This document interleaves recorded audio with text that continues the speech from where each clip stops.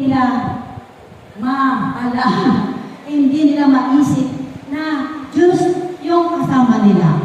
Kaya nga, si Jesus nang sila'y naglalakad, patungo si Sarya, siya'y nagtanong, "Sino ako?" Sabi ng mga tao. Sumagot sila, "Kayo po si Elias," ang sabi ng iba. "Kayo po si Juan Bautista," ang sabi naman ng iba. "Kayo po ang propeta," sabi naman ng iba. Pero sa inyo, sabi niya doon sa mga alagad, "Sino ako?" Yan, si Pedro sumagot, "Kayo po ang Kristo, ang anak ng Diyos na buhay." Amen? Sinabi ng ating Panginoon kay Pedro, "Mapalad ka, Pedro. Hindi yan sinabi sa iyo ng sino ang tao. Ang aking Amang nasa langit ang nagsabi niyan sa iyo." Amen?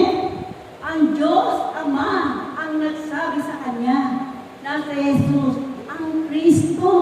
Amen? Kaya malapit na nilang malaman na si Jesus ay Diyos, pero hindi pa rin sapagkat nang tanungin niya si Felipe, anong sabi? "Bakit mo sasabihin, ipakita mo sa amin ang Ama? Hindi ba kayo naniniwala na ang nakakita sa akin ay nakakita na sa Ama?" No? Nakakita na sa Ama.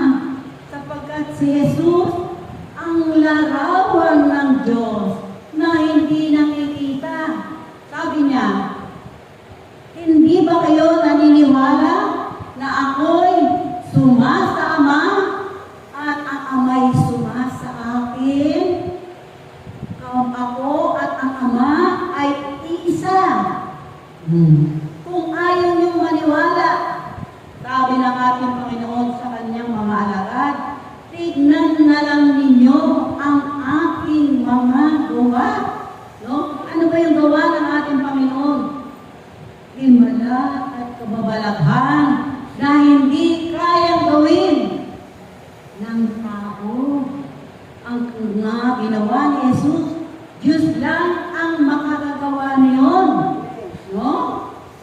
Kaya nga, no? Si Jesus kasi, bakit nila hindi paniwala ang Diyos, si Jesus? Dahil si Jesus ay tao. Si Jesus ay tao. Ang hindi nila alam, si Jesus, totoong tao, pero totoo rin Diyos. Amen? Palakpakan natin ang ating Panginoon. Hallelujah. Praise God. Hallelujah.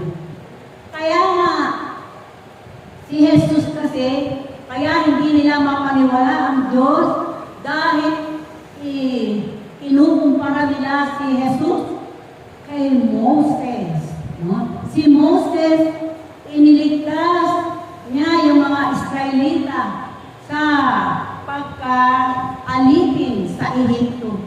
Siya'y gumawa rin ng